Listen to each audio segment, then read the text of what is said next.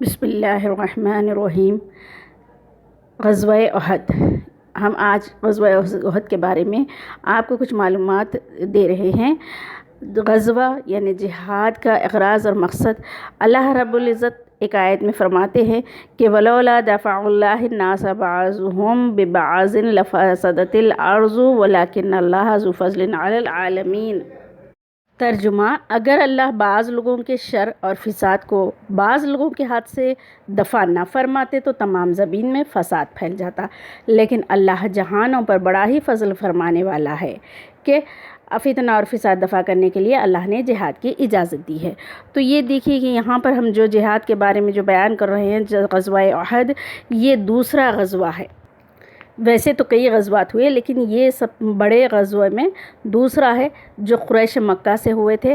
قریش مکہ پہلا جب بدر ہوا وہاں پر وہ شکست کھائے اور مکہ واپس ہوئے، تو یہ معلوم ہوا کہ وہ کاروان تجارت جس کو ابو سفیان ساحلی راستے سے بچا کر نکال لائے تھے، اصل سرمایہ کے ساتھ محفوظ تھا، تو اس کو آگے دوسرے جنگ کے لیے محفوظ رکھے کہ اس جنگ بدر کا یہ بدلہ لینے کے لیے اٹھا رکھے، اور سب نے عہد کیا کہ مسلمانوں سے بدلہ لیا جائے گا۔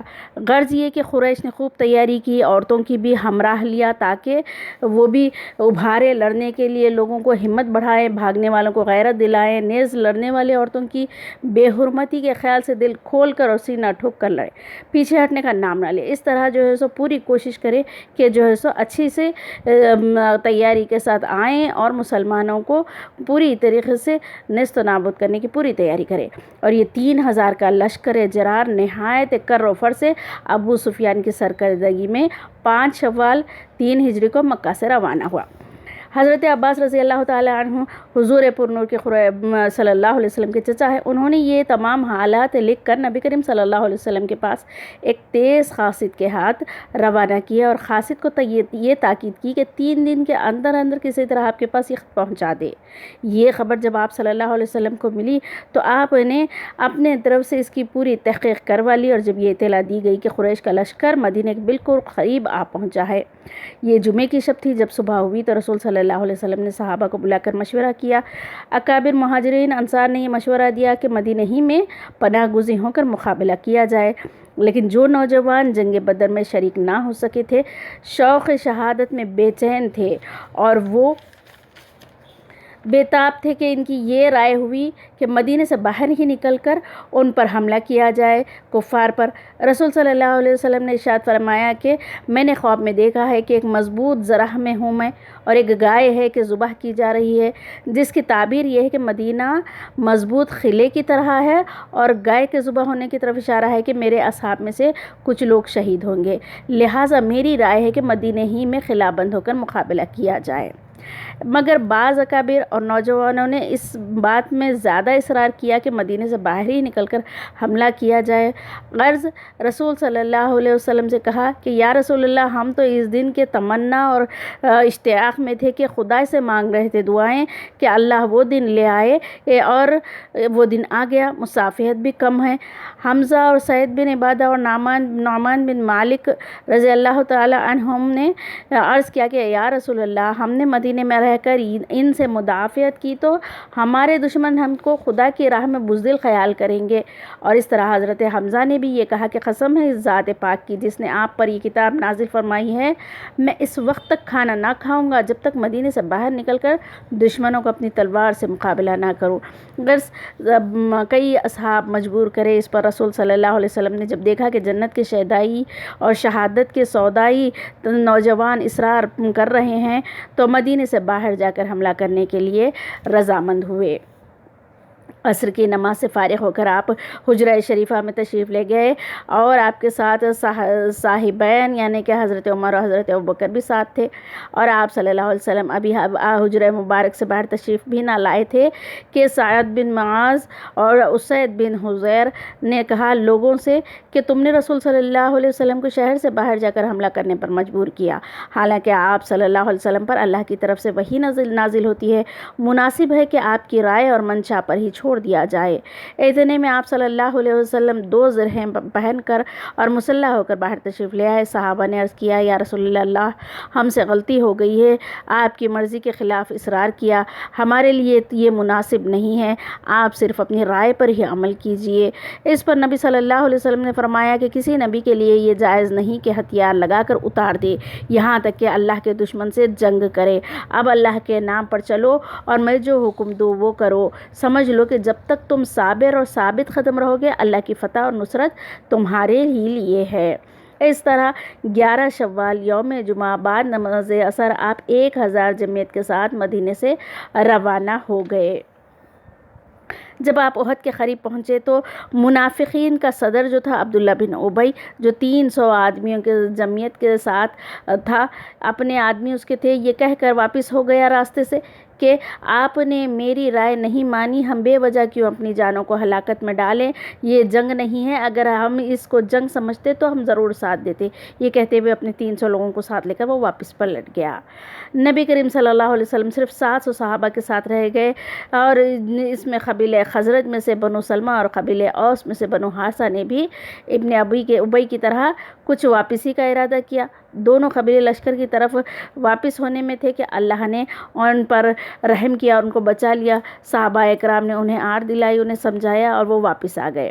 اس بات کو آیت میں بتایا گیا ہے کہ اذ ہمت طائفتان منکم ان تفشلا واللہ ولیہما وعلی اللہ فلیتوکل المؤمنون، ان کا اسی میں ذکر آیا ہے۔ اس طریقے سے لوگ نکلے، آگے بڑھے۔ فریقین کی صفیں مرتب ہوئی تو رسول صلی اللہ علیہ وسلم ایک تلوار کو ہاتھ میں اٹھا کر فرمائے کہ یہ کون ہے جو اس تلوار کے اس کے حق کے ساتھ لے؟ تو یہ سن کر کئی صحابہ آگے بڑھے۔ آخر ابو دجانہ کے لیے رسول صلی اللہ علیہ وسلم نے وہ تلوار عطا فرمائی۔ اس طریقے سے ابو دجانہ بڑے شجاعت اور بہادری کے ساتھ اس تلوار سے جنگ کیے۔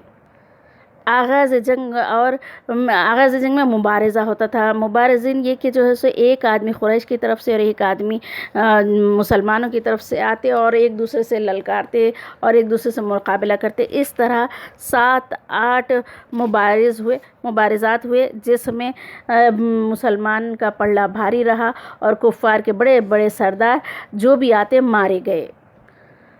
آخر آمنے سامنے پوری فوج ہوئی اور اس حملہ شروع ہوا۔ حضرت حمزہ کے شیرانہ حملے سے کفار سخت پریشان تھے۔ وہ جس پر بھی تلوار اٹھاتے لاش زمین پر نظر آتی۔ وہ ایک غلام تھا وحشی بن حرب، جو جبیر بن معتم کا حبشی غلام تھا۔ جنگ بدر میں جبیر کے چچا کا حضرت حمزہ کے ہاتھوں قتل ہوا تھا۔ جبیر کو اس کا بہت ہی صدمہ تھا۔ جبیر نے وحشی سے یہ کہہ کر لے آیا تھا کہ اگر میرے چچا کا بدلہ لے کر تم نے حمزہ رضی اللہ تعالیٰ عنہ کو قتل کر دے تو پھر میں تم کو آزاد کر دوں گا۔ اور جب قریش جنگ احد کے لیے روانہ ہوئے تو وحشی بھی اس معاہدے کی یاد میں آیا یہاں پر۔ جب احد پر فریقین کی صفیں مرتب ہو گئی، لڑائی شروع ہو گئی، تو وہ حضرت حمزہ کی طاق میں پیچھے پیچھے دیکھتا رہا۔ ایک دفعہ جب حضرت حمزہ اس کے قریب سے گزرے تو وحشی اور حضرت حمزہ کے اوپر حملہ کیا، ناف کے قریب نیزہ مارا جو پار ہو گیا۔ حضرت حمزہ چند قدم چلے، لڑکھڑا کر گر پڑے اور جام شہادت نوش فرمایا۔ انا للہ و انا الیہ راجعون۔ یہ روایت صحیح بخاری کی ہے۔ حضرت حمزہ کو قتل کر کے لشکر سے وہ علیحدہ ہو کر جا کر بیٹھ گیا وحشی۔ اس نے کہا کہ اب میرا کوئی مقصد نہیں، میں کوئی جنگ کرنے تو نہیں آیا، میں اپنی آزادی کے لیے حضرت حمزہ کو قتل کیا ہے۔ ایک اور حضرت حنظلہ کی شہادت کا واقعہ پیش آیا۔ حضرت حنظلہ کی شہادت کے معاملے میں ابو عامر فاسق، جس کا ذکر پہلے بھی ہو چکا ہے کہ اس کے بیٹے حضرت حنظلہ اس معرکے میں رسول اللہ کے ساتھ تھے۔ ابو سفیان اور حضرت حنظلہ کا مقابلہ ہو گیا۔ حضرت حنظلہ نے دوڑ کر ابو سفیان پر وار کرنا چاہا، لیکن پیچھے سے شداد بن اسود نے ایک اور وار کیا جس سے حضرت حنظلہ شہید ہو گئے۔ نبی کریم صلی اللہ علیہ وسلم نے ارشاد فرمایا، میں نے فرشتوں کو دیکھا کہ حنظلہ کو ابر کے پانی سے چاندی کے برتن میں غسل دے رہے ہیں۔ تو بعد میں ان کی بیوی سے دریافت کیا گیا تو معلوم ہوا کہ وہ حالت جنابت میں تھے کہ جہاد کا اعلان ہوا تو ویسی ہی حالت میں اٹھ کر آ گئے تھے۔ اللہ نے انہیں فرشتوں کے ذریعے ان کا غسل دلوائے، تو پھر اسی لیے ان کو حنظلہ غسیل کے نام سے فرمایا، ان کا نام لیا جاتا ہے حنظلہ غسیل الملائک۔ اس جنگ کے دوران رسول صلی اللہ علیہ وسلم جس طرح ترتیب دیے تھے تمام اصحاب کرام کو، اس میں ایک یہ تھا کہ مسلمان تیر اندازوں کو ایک جماعت کو جو کہ درے کی حفاظت کے لیے بٹھا دیا گیا تھا، اور ان سے کہا گیا تھا کہ چاہے فتح ہو یا ناکامی ہو یا کوئی بھی حالت پیش آئے، تم یہاں سے نہیں ہٹنا۔ اور جب یہ دیکھا کہ فتح ہو گئی ہے، یعنی کہ مسلمان جیت رہے ہیں، کامیابی ہو گئی ہے، کفار پلٹ کر بھاگ رہے ہیں، جب یہ لوگ یہ تیر انداز جو مسلمان بیٹھے ہوئے تھے ایک گھاٹی کے درے کے پاس حفاظت کے لیے، مسلمانوں کو فتح دیکھتے ہوئے، کافروں کو بھاگتے ہوئے دیکھ کے وہ بھی جو ہے سو اتر کے آئے۔ مسلمان مال غنیمت میں لینے کے لیے مشغول ہو رہے ہیں، وہ دیکھ کر ان کی طرف بڑھے۔ ان کے امیر جو عبداللہ بن جبیر رضی اللہ تعالیٰ عنہ تھے، انہوں نے بہت ان کو روکا، کہا کہ رسول صلی اللہ علیہ وسلم نے تاکیداً حکم فرمایا تھا کہ تم اپنی جگہ سے نہ ہٹنا، مگر ان لوگوں نے ان کی بات نہ مانی اور مرکز چھوڑ کر غنیمت جمع کرنے والوں میں جا ملے۔ اصل میں وہ لوگ سمجھے کہ جنگ ختم ہو گئی تو حکم بھی ختم ہو گیا اور وہ وہاں سے نکل گئے۔ مرکزی حصے پر صرف عبداللہ بن جبیر اور اپنے 10 آدمیوں کے ساتھ رک گئے، کیونکہ حکم نبوی کے خلاف نہیں جانا چاہتے تھے وہ، اور وہیں رکے رہے۔ یکایک فتح شکست میں بدل گئی۔ ہوا یہ کہ خالد بن ولید نے، جو اس وقت مشرک تھے اور جو ان کے سپہ سالار تھے، درے کو ایک جگہ کو خالی دیکھا تو پیٹھ کی طرف سے حملہ کر دیا جس جگہ یہ تیر انداز بیٹھے ہوئے تھے۔ عبداللہ بن جبیر اپنے ساتھیوں کے ساتھ بہت دفاع کیے لیکن وہ شہید ہو گئے۔ مصعب بن عمیر کی شہادت ہوئی۔ مشرکین کے اس ناگہانی یکبارگی حملے سے مسلمانوں کی صفیں درہم برہم ہو گئی۔ دشمنان خدا رسول صلی اللہ علیہ وسلم کے نزدیک آ پہنچے۔ مسلمانوں کے علم بردار مصعب بن عمیر آپ کے قریب تھے۔ انہوں نے کافروں کا مقابلہ کیا، یہاں تک کہ شریک ہو گئے۔ ان کے بعد آپ نے علم حضرت علی کے سپرد فرمایا۔ چونکہ مصعب بن عمیر رضی اللہ تعالیٰ عنہ رسول صلی اللہ علیہ وسلم کی شکل کے مشابہت میں تھے، اسی لیے کسی شیطان نے یہ افواہ اڑا دی کہ رسول صلی اللہ علیہ وسلم شہید ہو گئے۔ اس لیے تمام مسلمانوں میں سراسیمگی کی پھیل گئی، اضطراب پھیل گیا، اور اس خبر اور وحشت کے اثر سے سب کے سب بدحواس ہو گئے، اور اس بدحواسی میں دوست اور دشمن کا بھی امتیاز نہ رہا، آپس میں بھی ایک دوسرے پر تلواریں چلنے لگی۔ حضرت حذیفہ کے والد کا بھی اسی حال میں مسلمانوں کے ہاتھوں سے شہادت ہوئی۔ خالد بن ولید کی اس ایک بارگی اور ناگہانی حملے سے اگرچہ بڑے بڑے دلوں کے پاؤں اکھڑ گئے، مگر نبی کریم صلی اللہ علیہ وسلم ثابت قدم استقلال میں ذرا برابر بھی تنزل آنے نہ دیا۔ اور کیسے آ سکتا ہے کہ اللہ کے نبی ہیں اور اس کے اللہ کے رسول بزدل نہیں ہو سکتے؟ پہاڑ ٹل جائیں مگر نبی بالکل ہل نہیں سکتے اپنی جگہ سے۔ ایک پیغمبر کی تنہا شجاعت کل عالم کی شجاعت سے کہیں زیادہ وزنی اور بھاری ہوتی ہے۔ ایسے وقت میں ابن سعید رضی اللہ رحمۃ اللہ علیہ فرماتے ہیں کہ اس ہلچل اور اضطراب میں 14 صحابی نبی کریم صلی اللہ علیہ وسلم کے ساتھ رہے، 7 مہاجرین میں سے 7 انصار میں سے، جس کے نام یہ ہے: مہاجرین میں سے ابوبکر صدیق، عمر خطاب، عبد الرحمن بن عوف، سعد بن ابی وقاص، طلحہ بن عبید اللہ، زبیر بن عوام، ابو عبیدہ بن جراح، اور انصار میں سے ابو دجانہ، حباب بن منذر، عاصم بن ثابت، حارث بن سمعہ، سہیل بن حنیف، سعد بن معاذ، اسید بن حذیر۔ یہ تمام اصحاب آپ صلی اللہ علیہ وسلم کی گردا گرد تھے۔ یہ 14 اصحاب آپ کے ساتھ تھے، لیکن کبھی کبھی کسی ضرورت کی وجہ سے بعض حضرات کی ادھر ہٹ جاتے، چلے جاتے اور جلدی واپس ہو کر گھیرے میں آ جاتے، اس لیے کبھی آپ کے ساتھ 12 آدمی رہے اور کبھی 14 ہوئے۔ قریش کا حضور صلی اللہ علیہ وسلم پر ناگہانی ہجوم اور اس وقت صحابہ کی جانثاری دیکھنے لائق تھی۔ صحیح مسلم میں حضرت انس کی ایک روایت ہے، وہ فرماتے ہیں کہ جب قریش کا آپ پر ہجوم ہوا تو یہ ارشاد فرمایا کہ کون ہے جو ان کو مجھ سے ہٹائے، جنت میں میرا دوست بن جائے، ساتھی بن جائے۔ انصار کے 7 آدمی اسی وقت آپ کے پاس تھے، 7 انصاری باری باری لڑ کر شہید ہو گئے۔ سعد بن ابی وقاص کے بھائی عتبہ بن ابی وقاص نے موقع پا کر اس حالت میں رسول صلی اللہ علیہ وسلم کی طرف ایک پتھر پھینکا، جس سے نیچے کا دانت مبارک شہید ہو گیا، نیچے کا لب زخمی ہو گیا رسول اللہ کا۔ سعد بن ابی وقاص فرماتے ہیں کہ میں جس قدر اپنے بھائی کے قتل کا حرص رکھتا تھا، خواہش مند رہا، اتنا کسی کے قتل کا کبھی حرص نہیں کیا، کیونکہ وہ اس طرح عمل کرے، اسی لیے اپنے بھائی سے یہ کیا کر رہے تھے کہ اس کے بدلہ لینے کے لیے حرص مند ہوئے۔ قیس بن حازم فرماتے ہیں کہ میں نے حضرت طلحہ کا وہ ہاتھ دیکھا جس سے انہوں نے رسول صلی اللہ علیہ وسلم کو احد کے دن بچایا تھا، وہ بالکل شل ہو گیا تھا، یعنی کہ اتنے وار ان کے ہاتھ پہ ہوئے تھے کہ بعد کو بھی وہ ہمیشہ کے لیے ایک سند ہو گیا تھا۔ حضرت طلحہ رضی اللہ تعالیٰ عنہ کے 35 یا 39 زخم آئے تھے۔ جب بھی غزوہ احد کا ذکر حضرت عائشہ فرماتی تھی کہ ابوبکر صدیق کہا کرتے تھے کہ یہ دن تو سارے کا سارا طلحہ کے رہا۔ حضرت جابر سے روایت ہے کہ دشمنوں کے وار روکتے روکتے حضرت طلحہ کی انگلیاں کٹ گئیں، بے اختیار زبان سے نکلا حسن۔ آپ نے صلی اللہ علیہ وسلم نے ارشاد فرمایا، لو قلت بسم اللہ لرفعتک الملائکۃ والناس ينظروا الیک حتی تلج بک فی جو السماء۔ اگر تو بجائے حس کے بسم اللہ کہہ دیتا تو فرشتے تجھے اٹھا کر لے جاتے اور لوگ تجھ کو دیکھتے ہی رہ جاتے، یہاں تک کہ تجھ کو جو سماء میں لے کر گھس جاتے۔ یعنی کہ رسول صلی اللہ علیہ وسلم اپنے صحابہ کی تعریف کرتے جا رہے تھے۔ حضرت عائشہ صدیق اکبر رضی اللہ تعالیٰ عنہ کے ہم نے احد کے دن طلحہ کے جسم پر 70 سے زیادہ زخم دیکھے، یہ کہتی ہیں۔ حضرت انس رضی اللہ تعالیٰ عنہ اللاتی باپ ابو طلحہ تھے، آپ کے سپر سے ڈھانکے ہوئے تھے، بڑے تیر انداز تھے۔ اس روز 2 یا 3 کمانیں توڑ ڈالی۔ جو شخص ترکش لے کر ادھر سے گزرتا، نبی کریم صلی اللہ علیہ وسلم فرماتے یہ ترکش ابو طلحہ کو دے دو۔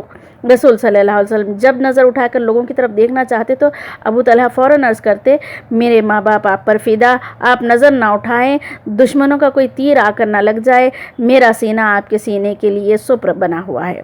آپ صلی اللہ علیہ وسلم کو حفاظت کرتے ہوئے اپنے آپ کو ڈھال بنائے ہوئے تھے۔ سعید بن ابی وقاص بڑے تیر انداز تھے۔ احد کے دن رسول صلی اللہ علیہ وسلم نے اپنے ترکش کے تمام تیر نکال کر ان کے سامنے ڈال دیا اور فرمایا حضرت سعد بن ابی وقاص کے لیے کہ میرے ماں باپ فدا ہوں۔ حضرت علی فرماتے کہ میں نے حضرت سعید بن ابی وقاص کے علاوہ کسی اور کے لیے رسول اللہ کو یہ الفاظ کہتے ہوئے نہیں سنا کہ میرے ماں باپ فدا تم پر۔ ابو دجانہ سپر بن کر آپ صلی اللہ علیہ وسلم کے سامنے کھڑے ہو گئے، پشت دشمنوں کی جانب کر لی، تیر پر تیر چلتے جا رہے ہیں۔ ابو دجانہ کے پشت پر ان کا نشانہ بنی ہوئی تھی، مگر اس اندیشے سے کہ آپ کو صلی اللہ علیہ وسلم کو کوئی تیر نہ لگ جائے، بے حس و حرکت ویسے ہی ٹھہرے رہے۔ احد کے دن رسول صلی اللہ علیہ وسلم اپنے چہرے انور سے خون پوچھتے جاتے اور کہتے جاتے کہ یہ قوم کیسے فلاح پا سکتی جس نے اپنے پیغمبر کے چہرے کو خون آلودہ کیا اور وہ ان کو ان کے پروردگار کی طرف بلا رہا ہے، حالانکہ حضرت صلی اللہ علیہ وسلم کا بعض سرداران قریش کے حق میں بددعا کرنا، اور اس پر ایک آیت نازل ہوئی، صحیح بخاری میں ہے کہ رسول صلی اللہ علیہ وسلم نے صفوان بن امیہ، سہیل بن عمر، حارث بن ہشام کے حق میں بددعا فرمائی۔ اس پر اللہ تعالیٰ نے آیت نازل فرمائی، اس امر میں، اس معاملے میں آپ کو کوئی اختیار نہیں۔ آیت کے الفاظ ہے کہ اللہ تعالیٰ فرماتے ہیں کہ اس معاملے میں آپ کو کوئی اختیار نہیں، یہاں تک کہ خدا مہربانی فرمائے یا ان کو توبہ کی توفیق دے یا ان کو عذاب دے، کیونکہ وہ بڑے ظالم ہیں۔ اللہ تعالیٰ بددعا فرمانے سے روک دیے۔ حضرت عبداللہ بن مسعود فرماتے ہیں کہ گویا رسول صلی اللہ علیہ وسلم میری نظروں کے سامنے ہیں اور پیشانی مبارک سے خون پوچھتے جاتے ہیں اور فرماتے جاتے ہیں کہ رب اغفر لی قومی فإنہم لا یعلمون، اے میرے پروردگار میری قوم کی مغفرت فرما دے، وہ جانتے نہیں ہیں۔ جب یہ خبر مشہور ہوئی کہ رسول صلی اللہ علیہ وسلم قتل ہو گئے تو بعض مسلمان ہمت ہار کر بیٹھ گئے اور بولے کہ رسول اللہ تو شہید ہو گئے، اب لڑ کر کیا کریں گے؟ تو انس بن مالک کے چچا حضرت انس بن نذیر نے کہا یہ کہ اے لوگو، اگر محمد قتل ہو گئے تو محمد کا رب تو قتل نہیں ہو گیا۔ جس چیز پر آپ نے جہاد و قتال کیا اس پر تم بھی جہاد اور قتال کرو اور اسی پر مر جاؤ۔ رسول صلی اللہ علیہ وسلم کے بعد زندہ رہ کر کیا کرو گے؟ یہ کہہ کر دشمنوں کی فوج میں گھس گئے اور مقابلہ کرتے ہوئے شہید ہو گئے۔ اسی دوران حضرت سب سے پہلے کعب بن مالک رضی اللہ تعالیٰ عنہ نے رسول صلی اللہ علیہ وسلم کو پہچان لیا کہ آپ قوت پہنے ہوئے تھے، چہرے انور چھپا ہوا تھا۔ کعب کہتے ہیں کہ میں نے آپ کی چمکتی ہوئی آنکھیں دیکھ کر آپ کو پہچانا، اسی وقت میں نے بلند آواز سے پکار کر کہا کہ اے مسلمانوں، خوشخبری ہو، یہاں ہے رسول صلی اللہ علیہ وسلم۔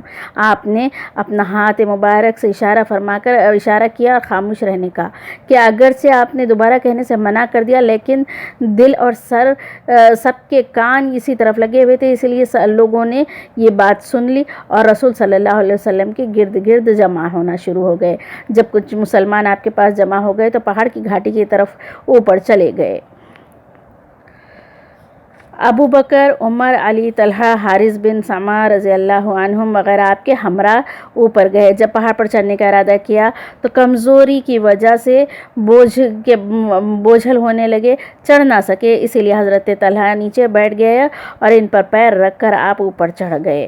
اتنے میں ابی بن خلف گھوڑا دوڑا تھا، وہ آپ پہنچا جس کو دانا کھلا کر اس نے میں امید پر موٹا کیا ہوا تھا کہ اس پر سوار ہو کر محمد صلی اللہ علیہ وسلم کو قتل کروں گا۔ آپ کو جب اس کی اطلاع ہوئی تو آپ نے اسی وقت فرما دیا تھا کہ انشاءاللہ میں ہی اس کو قتل کروں گا۔ جب وہ آپ کی طرف بڑھا تو صحابہ نے اجازت چاہی کہ ہم اس کا کام تمام کر دیں۔ آپ نے کہا قریب آنے دو۔ جب قریب آ گیا تو حارث بن سامان سے نیزہ لے کر اس کی گردن میں ایک کوچہ دیا، جس سے وہ بلبلاتا اور چلاتا ہوا واپس ہوا اور وہ واپس ہو گیا اور کہنے لگا کہ خدا کی قسم مجھ کو محمد نے مار ڈالا۔ لوگوں نے کہا یہ تو ایک معمولی سا زخم ہے، کوئی کاری زخم نہیں ہے، تم کیوں چلا رہے ہو؟ اس نے کہا کہ تم کو نہیں معلوم، اگر محمد نے مکہ ہی میں کہا تھا کہ مجھ کو قتل کر دیں گے، اس تکلیف سے میرا ہی دل جانتا ہے کتنی میں تکلیف میں ہوں۔ خدا کی قسم اگر یہ تمام شہر کے باشندوں میں بھی بانٹ دیا جائے یہ تکلیف تو سب ہلاک ہو جائیں گے۔ جب آپ صلی اللہ علیہ وسلم اوپر گھاٹی پر پہنچ گئے تو لڑائی ختم ہو چکی تھی۔ وہاں جا کر بیٹھ گئے۔ حضرت علی پانی لائے اور چہرہ انور سے خون کو دھویا اور کچھ پانی سر پر ڈالا۔ بعد میں آپ نے وضو کیا اور بیٹھ کر ظہر کی نماز ادا کی اور صحابہ نے بھی بیٹھ کر اقتدا کی۔ قریش نے جب واپسی کا ارادہ کیا تو ابو سفیان نے پہاڑی پر چڑھ کر یہ پکارا، کیا تم لوگوں میں محمد زندہ ہیں؟ آپ صلی اللہ علیہ وسلم نے فرمایا کہ کوئی جواب نہ دیا جائے۔ اس طرح ابو سفیان 3 بار سوال کیا، پھر بعد میں کوئی جواب نہ ملا۔ پھر اس نے کہا کہ کیا تم میں ابو بکر زندہ ہیں؟ آپ صلی اللہ علیہ وسلم نے منع کیا جواب دینے سے۔ وہ 3 بار یہ سوال کر کے خاموش ہوا۔ پھر سوال کیا کہ تم میں کیا عمر بن خطاب زندہ ہیں؟ تب جو ہے سو رسول صلی اللہ علیہ وسلم خاموش رہنے کا اشارہ کیے، کوئی جواب نہ دیا گیا تو وہ 3 بار آواز دے کر پوچھا اور پھر خوش ہو گیا کہ یہ سب چلے گیا، اب یہ سب تو ختم ہو گئے۔ اور اس نے کہا کہ اگر زندہ ہوتے یہ تو جواب ضرور دیتے، بہرحال یہ سب تو قتل ہو گئے، اور وہ خوش ہو گیا۔ جب خوش ہو کر آواز دینے لگا تو حضرت عمر برداشت نہ کر سکے اور آواز دے دی کہ اے اللہ کے دشمن، خدا کی قسم تو نے بالکل غلط اندازہ لگایا ہے، تیرے رنج و غم کا سامان اللہ نے ابھی باقی رکھ چھوڑا ہے، یعنی سب زندہ ہے۔ اب ابو سفیان آواز لگانے لگا کہ وطن اور قوم کے ایک بت کا نعرہ لگایا اور کہا کہ الحبل الحبل، یعنی اے حبل تو بلند، اے حبل تو بلند۔ وہ اپنے دیوتاؤں کے نام سے بلند ہونے کا نعرہ لگا۔ رسول صلی اللہ علیہ وسلم نے حضرت عمر کو اشارت کی کہ جواب دو اس کا، اللہ اعلی و اجل، اللہ ہی اعلیٰ ہے، اللہ ہی عرفہ ہے، بزرگ اور برتر ہے۔ حضرت عمر آواز لگائے۔ پھر ابو سفیان نے کہا اننا لن عزا ولا عزا لکم، یعنی ہمارے پاس عزا ہے، تمہارے پاس عزا ایک بت کا نام ہے، تمہارے پاس عزا نہیں ہے۔ رسول صلی اللہ علیہ وسلم کی اجازت سے حضرت عمر نے جواب دیا اللہ مولانا ولا مولا لکم، ہمارا آقا اللہ ہے، تمہارا نہیں ہے۔ ابو سفیان کہا کہ یہ دن بدر کے دن کا جواب ہے، لہٰذا ہم اور تم برابر ہو گئے، یعنی اس دن وہ ہارے تھے اور اس دن یہاں مسلمان ہار گئے ہیں، تو دونوں دن برابر ہو گئے، لڑائی ڈول ہے، برابر برابر ہے۔ اب ابن عباس سے ایک روایت مروی ہے کہ حضرت عمر نے یہ جواب دیا اس وقت کہ ہم اور تم برابر نہیں، ہمارے مقتولین جنت میں ہیں اور تمہارے مقتولین جہنم میں ہیں۔ اس معرکے میں کئی معجزات ہوئے۔ ایک دفعہ جب درمیان میں جب کسی شیطان نے جب خبر اڑائی تھی کہ حضرت صلی اللہ علیہ وسلم شہید ہو گئے تو بعض مسلمان اس خبر کو سن کر پریشان ہو گئے۔ اس پریشانی اور حیرانی کی حالت میں کچھ دیر کے لیے ان کے قدم میدان جنگ سے ہٹ گئے تھے اور بہت پریشان ہو گئے تھے۔ جو میدان قتال میں باقی رہ گئے تھے وہ اہل یقین اور اصحاب توکل پر تھے۔ اللہ تعالیٰ نے ان کو کیا کیا کہ غنودگی طاری ہوئی ان کی، یہ لوگ کھڑے کھڑے اونگنے لگے، جن میں حضرت ابو طلحہ بھی تھے۔ ابو طلحہ اس بارے میں فرماتے ہیں کہ کئی مرتبہ ایسا ہوا کہ تلوار میری ہاتھ سے چھوٹ چھوٹ کر زمین پر گر رہی تھی، یعنی کہ ایسی اونگ طاری ہو رہی تھی، تلوار میرے ہاتھ سے گر جاتی اور میں اس کو اٹھا لیتا۔